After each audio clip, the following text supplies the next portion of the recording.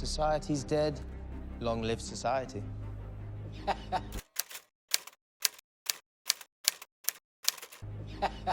Amen to that. I hadn't counted on this, but I must say you worked out beautifully. I'll have carte blanche to create the perfect society. My society, with the purity of an ant and the beauty of a flawless pearl. Look, you can't take away people's right to be assholes. They're really building a utopian society up there. Ethics are how we build a society, the true test of our higher self. But that's not the point. The point is, I was here first. Well, if you were here first, you'd be holding the phone. You know, we're living in a society. We're supposed to act in a civilized way.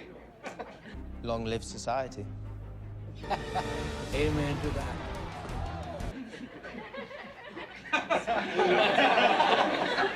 Does she care? No. Does anyone ever display the slightest sensitivity over the problems of a fellow individual? No. No. A resounding no. People are what they are. Now you have to learn to accept that. He's about to find out the truth.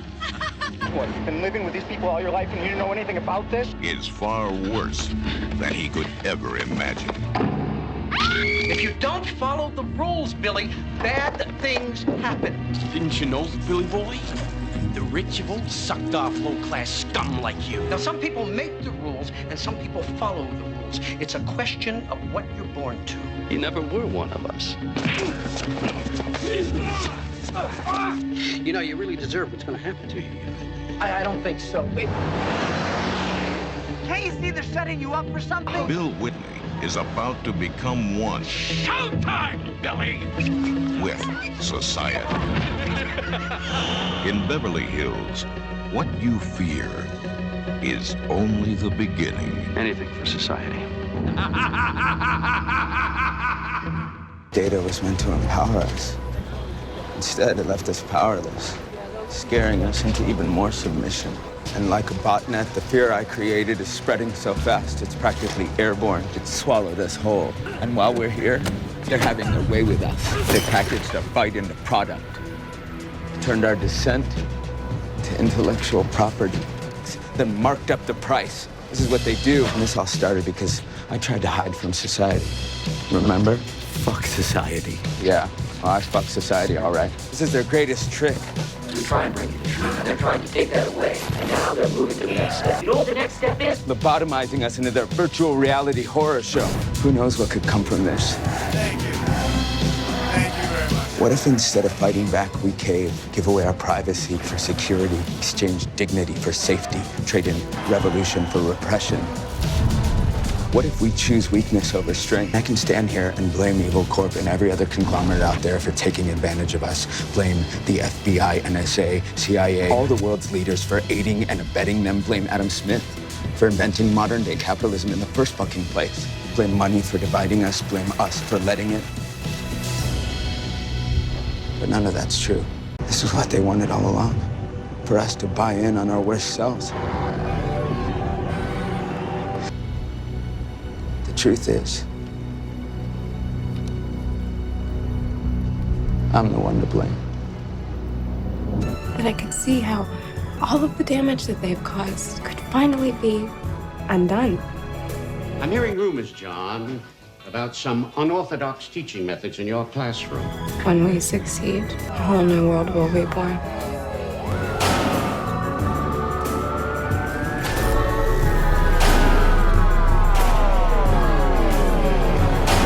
Like the power's back on. These are not the people that made our country great. These are the people that are destroying our country. Gentlemen, what are the four pillars? Tradition, honor, discipline, excellence. Language was developed for one endeavor, and that is to communicate. No. to woo women. Touchstone Pictures presents Robin Williams as John Keating, teacher. Well, is this a dagger I see before me? Orator. Oh, Titus, bring your friend hither. And founder of the Dead Poets Society. A bunch of guys sitting around reading poetry. No. Ding. Thank you for playing anyway. I hereby reconvene the Dead Poets Society. To strive, to seek, to find. Gotta do more, gotta be more! Dare to walk a new path, dare to strike out and find new ground. What was the Dead Poets Society? The Dead Poets were dedicated to sucking the marrow out of life. Break out. I'm gonna do it! John Keating. He began by teaching English. Now, he's changing lives. I got the part! What put you up to it? Was it this new man, this, Mr. Keating? Are we just playing around out here? Or do we mean what we say? Tradition, honor, discipline. It's just Dead Poet Society. I want names. This is a battle, a war. The casualties could be your hearts and souls. For the first time in my whole life, I know what I want to do. Hello? Come in. Sit. Christ, man, it's all about ego. This whole town runs on ego. Yeah, I'm Bobby. Is that good or bad? No answer is also an answer. Socrates said, the unexamined life is not worth living. But the examined one is no bargain. Shukusky, you in there? Jiminy Cricket, he flew the coop. Medicine, law, business, engineering, these are noble pursuits. Poetry, romance, love, these are what we stay alive for. That's beautiful. Sit down, Mr. Anderson. Sit down. What the hell is going on here? Seize the day. John Keating. He was the inspiration that made their lives extraordinary. Dead Poets Society. Yes?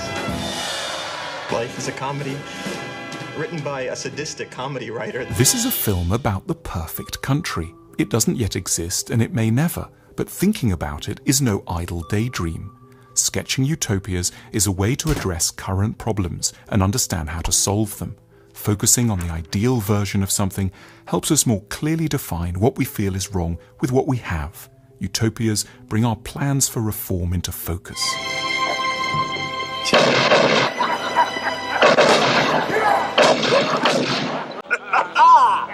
I would love running this place. Secret society, secrets. Society doesn't care. Society sucks. This is not a democracy. Therefore, I propose we take a vote on making it one. Criminals mock society's laws. We're not a democracy. Democracy doesn't work for you when you're not winning. Society has rules. It does not work. What we created here may be unique in all of human existence. All the way to the top. We created a paradise. What we're doing out here is so incredible. Our kids are amazing. Unless it comes out of a book, I don't know anything. Our children shall be philosopher kings. Makes me so indescribably happy.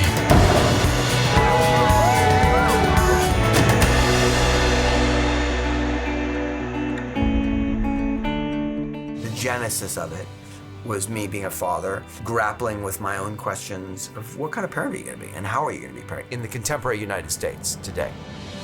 We tried to bring the kids up in a state of constant self-examination and self-improvement, physically, mentally, in all ways, really. I don't think you have any idea what you're doing to them. I'm saving their lives.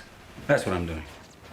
You sound so ridiculous. Is knowing how to set a broken bone or how to treat a severe burn ridiculous? Knowing how to navigate by the stars in total darkness, how to identify edible plants, how to make clothes from animal skins, how to survive in the forest with nothing but a knife, that's ridiculous to you? They're children. They need to go to school. They need to learn about the world. How old are you now, Jackson? 13. Can you tell me what the Bill of Rights is? What something costs, I guess. It's a good guess. Sarge just turned 8, by the way. Do you know what the Bill of Rights is? Amendment 1. Congress shall make no law respecting an establishment of religion or prohibiting the free exercise thereof.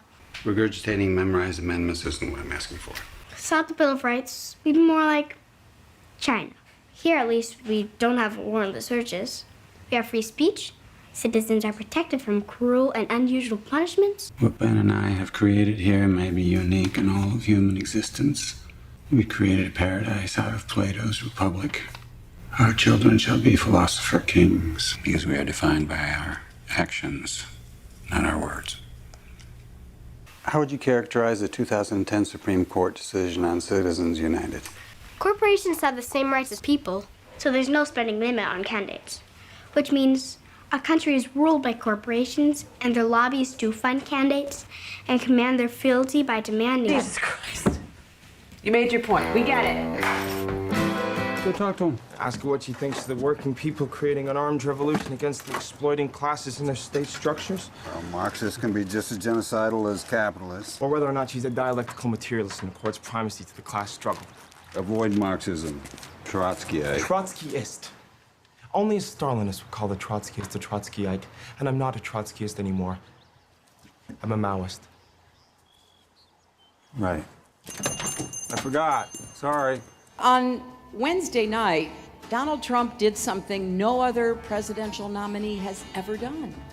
He refused to say that he would respect the results of this election. Make no mistake, by doing that, he is threatening our democracy. It is often upheld as one of the great virtues of American society and one of the essential American values. Politicians must cherish it, commentators must celebrate it, and no one is allowed, under any circumstances, to undermine it. Many people understand the United States to be a democracy. It's a term that is commonly thrown around, and this isn't correct. A democracy would mean we directly elect our leaders and that the will of the people would triumph. This isn't what happens in the US. The system of government we have in the US is best described as a constitutional republic. We elect leaders to legislate and make decisions on our behalf, and we have a constitution that enumerates what the government has the power to do. We're used to thinking very highly of democracy, and by extension of ancient Athens, the civilization that gave rise to it.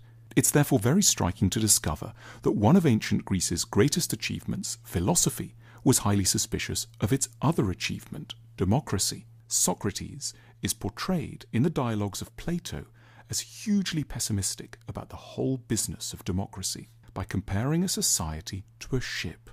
If you were heading out on a journey by sea, who would you ideally want deciding who was in charge of the vessel? Just anyone, or people educated in the rules and demands of seafaring?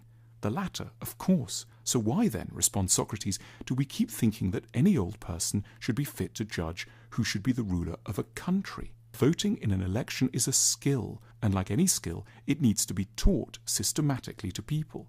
Letting the citizenry vote without an education is as irresponsible as putting them in charge of a trireme sailing to Samos in a storm. Many of us feel that our societies are a little or even plain totally unfair, but we have a hard time explaining our sense of injustice to the powers that be. That's why we need John Rawls, a 20th century American philosopher who provides us with a fail-proof model for identifying what truly might be unfair and how we might gather support for fixing things. He called it the veil of ignorance. Rawls asks us to imagine ourselves in a conscious, intelligent state before our own birth, but without any knowledge of what circumstances we're going to be born into, our futures shrouded by a veil of ignorance. We wouldn't know what sort of parents we'd have, what our neighbourhoods would be like, what the local hospital could do for us, and how the police and judicial systems might treat us. The question that Rawls asks us all to contemplate is,